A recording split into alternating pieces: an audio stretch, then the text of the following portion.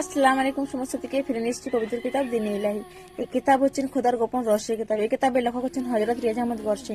হযরত রিয়াজ আহমদ গরসে যিনি হলেন ইমাম ইদ সালাম, কলকি আফজার এবং মাসিয়া। এই কিতাব আমি আগে পড়েছি, তার পরিণতরে পড়ছি, আপনারা মনোযোগ দিয়ে শুনুন। বিসমিল্লাহির রহমানির রহিম। বুদ্ধিমানদের ভাগ্য কথায় ভাবা বেগির স্বাদ, প্রেমিক তো সে যে সবকিছু লুটিয়ে দে। আল্লাহ আল্লাহ করতে থাকলে আল্লাহ মিলে না, আল্লাহওয়ালার অলি আছে যে আল্লাহকে মিলিয়ে দেয়।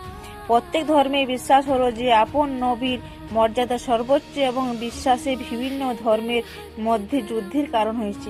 উত্তম হলো তুমি রুহানিয়াতের মাধ্যমে নবীদের মাহফিলে পৌঁছে যাও, তারপরে জানতে পারবে কোন নবী কোন স্তরে আছেন এবং কে কোন মর্যাদায় আসেন। বাকি উত্তরে কালকে পৌঁছে নেবো। আপনারা যদি কিতাব পড়তে চান তাহলে চলে আসুন ইউটিউব আলট্রা টিভি চ্যানেল এবং পরীক্ষা করে দেখুন। আল্লাহ হাফিজ।